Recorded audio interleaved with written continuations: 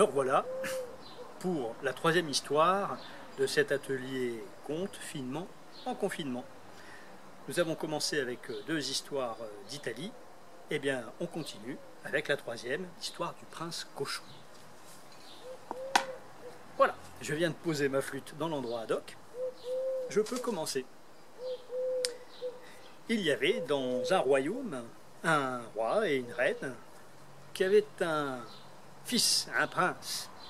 Mais il était fils unique et on ne lui avait pas appris à partager. Alors un jour, qu'il était allé se promener et qu'il avait un panier avec un goûter princier, eh bien, il était passé non loin d'une fontaine où il y avait une petite vieille qui lui avait demandé « Dis-moi, mon garçon, qu'est-ce qu'il y a dans ton panier ?» Elle lui avait dit « Il y a un goûter princier. »« Oh, un goûter princier. Tu vois, j'ai faim et je n'ai pas mangé depuis quelques jours. Est-ce que tu pourrais m'en donner un peu ?» Et lui, il avait répliqué « Ben non, parce que c'est un goûter princier et puis vous n'êtes pas une princesse. J'aurais l'impression de donner des perles au pourceau. Alors, des perles au cochon, non, non, non, ça ne se peut pas. »« Ah, des perles au cochon, parce que je serais un cochon. Eh bien, sache que tu es bien plus cochon que moi. Et à tes 16 ans, cochon tu seras. » Et c'est ce qui est arrivé. À 16 ans, ben, il est devenu cochon. Il s'est transformé en cochon. Voilà, avec un groin, une petite queue en tire-bouchon, et puis il faisait comme grunf toute la journée. Alors sa pauvre mère, la reine, elle en a eu le cœur brisé, elle est morte. Quant à son père, le roi, bon, peut-être qu'il en avait vu d'autres, je ne sais pas, mais il s'est acclimaté à cette idée-là et il s'est accoutumé à la bizarrerie de son fils. Mais il a été très ennuyé le jour où son fils lui a dit « Grunf, grunf, grunf, grunf, papa, papa, je veux épouser la fille du meunier. » Ah oui, parce que il y avait dans le royaume un meunier qui avait 3 belles filles.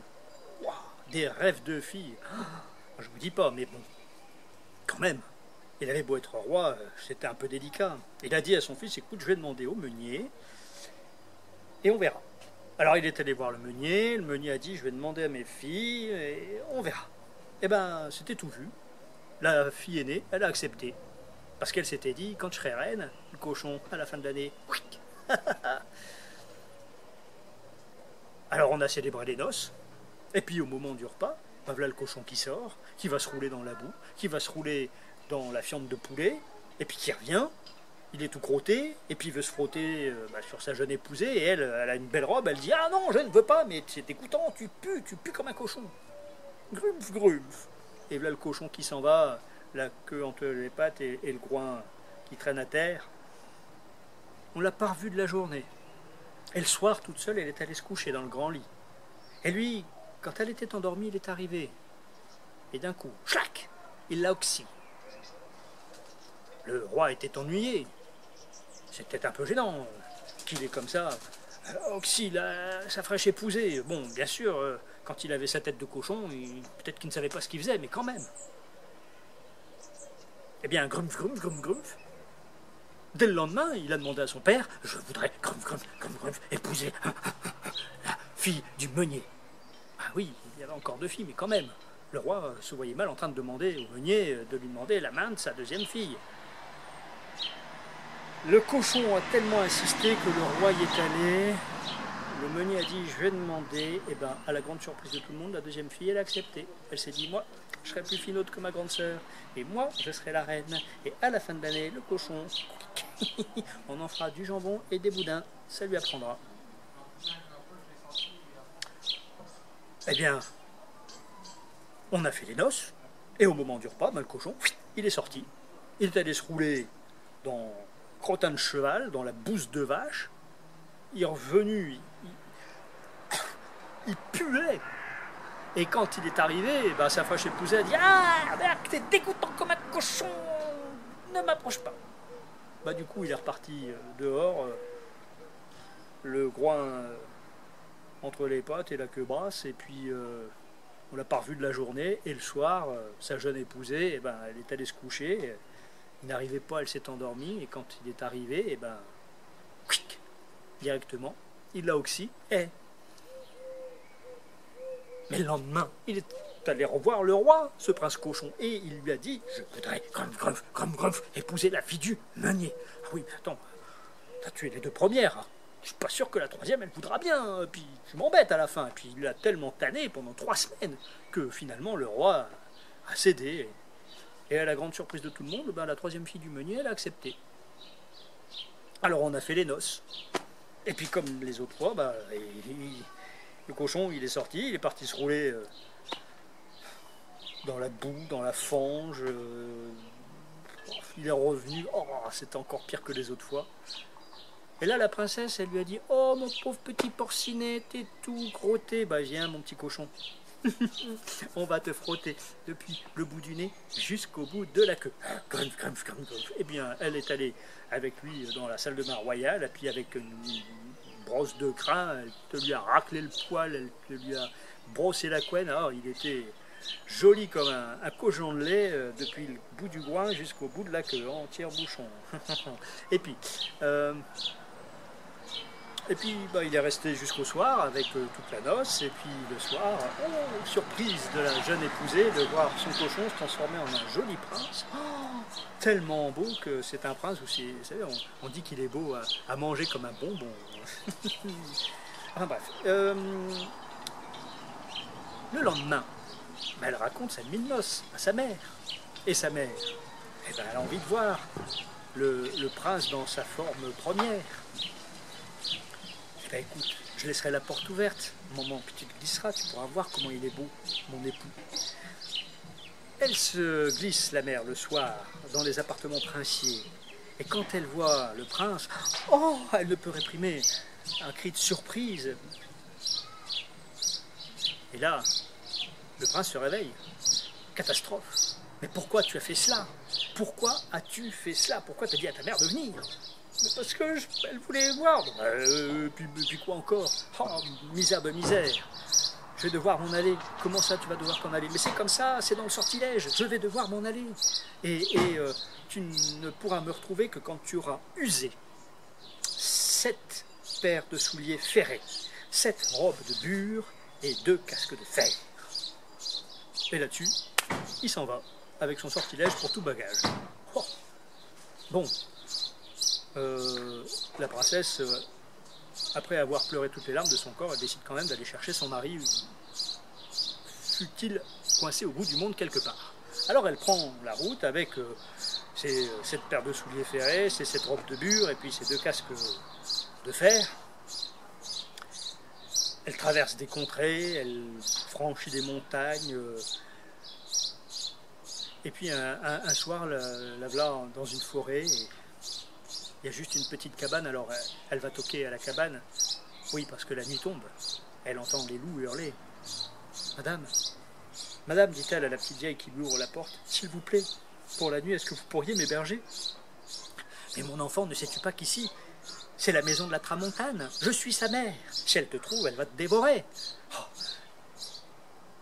Mais je ne peux pas rester dans la forêt, quitte à être dévoré, je préfère encore être mangé par la Tramontane. Mais c'est que je cherche mon mari qui la journée est un cochon et le soir redevient un homme comme il faut.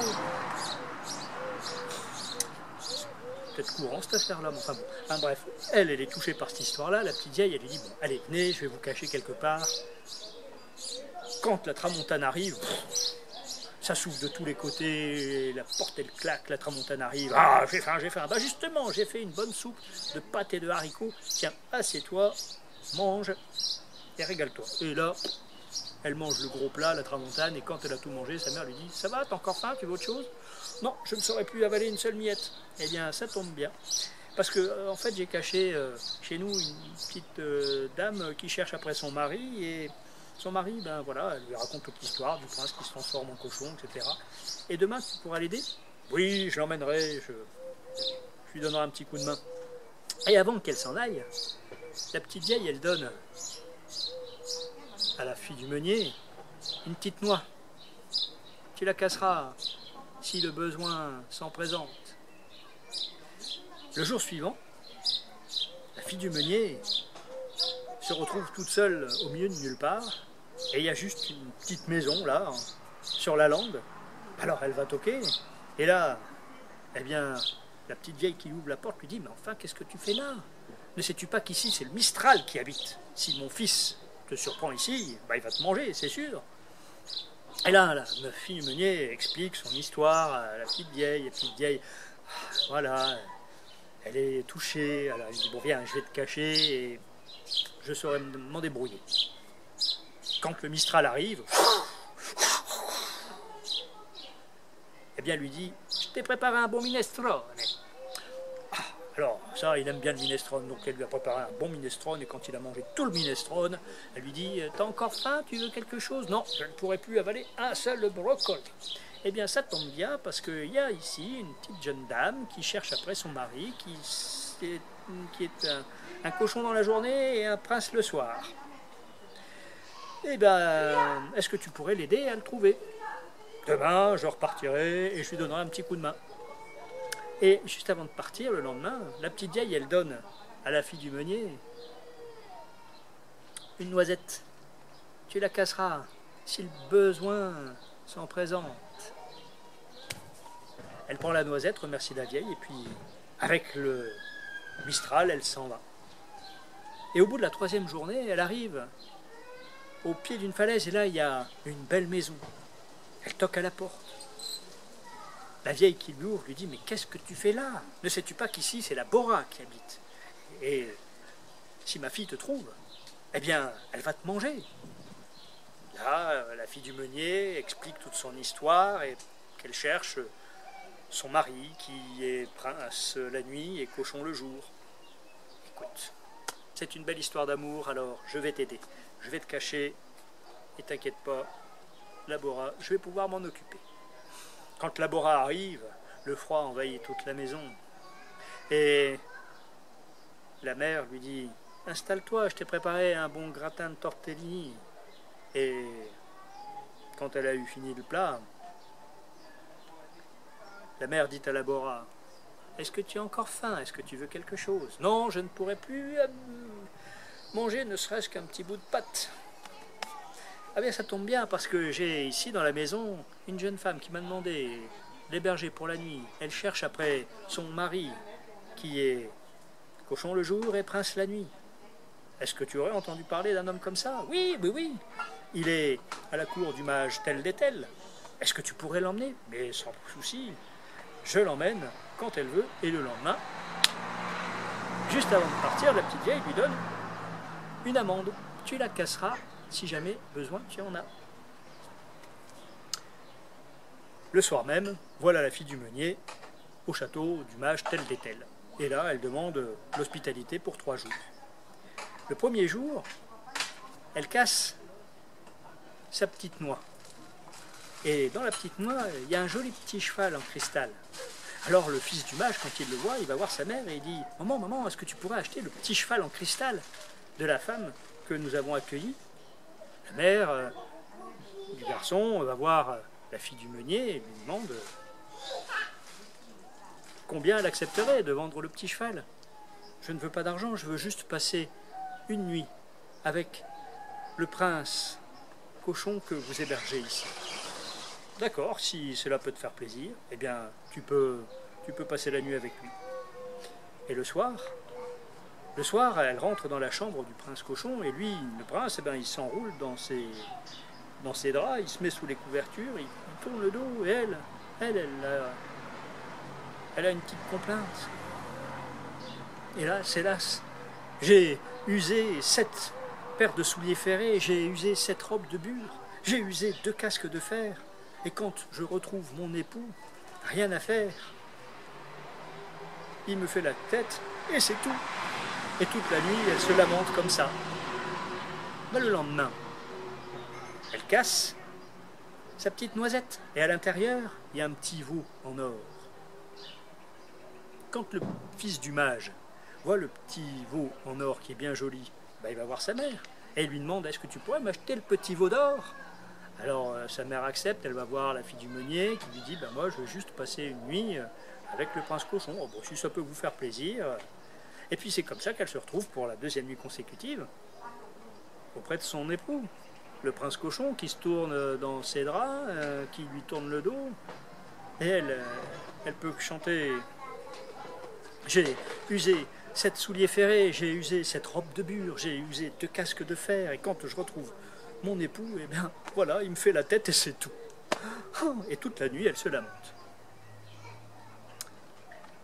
Le 3e jour, elle casse l'amande. Et là, dans l'amande, c'est un petit âne en diamant, tout beau, tout joli. Alors, bien entendu, quand le fils du mage le voit, eh bien, il veut l'avoir. Sa mère le lui achète, et le prix est toujours le même. Une nuit avec le prince cochon. Mais ce soir-là, le prince cochon, il s'est roulé dans les draps, de telle manière qu'il puisse regarder la princesse, et elle se lamente encore une fois. J'ai usé cette paire de souliers ferrés, j'ai usé cette robe de bure, j'ai usé 2 casques ferrés. Et quand je retrouve mon époux, j'ai l'impression qu'il me fait la tête et c'est tout. Et là, lui, il se met à pleurer, et du fond de ses draps, il lui dit « Mais tu es vraiment mon épouse? Est-ce que tu m'aimes vraiment? Mais je t'aime vraiment. Si je t'aimais pas, est-ce que j'aurais fait tout ce chemin? Est-ce que j'aurais affronté la Tramontane, le Mistral et la Bora ?» Alors il sort de ses draps, il l'embrasse et lui dit « Enfin, grâce à toi, puisque tu m'aimes vraiment, je suis définitivement libéré de mon sortilège et je ne serai plus jamais un prince cochon. » Et là, l'histoire ne dit pas si la princesse n'eut pas un petit peu de regret. Parce que un prince un peu cochon, peut-être que ça lui plaisait, finalement. Bon, je vous ai raconté la dernière histoire des contes italiens. L'atelier des contes finement en confinement est terminé. On se retrouvera une autre fois pour d'autres histoires. Au revoir, prenez bien soin de vous et à bientôt.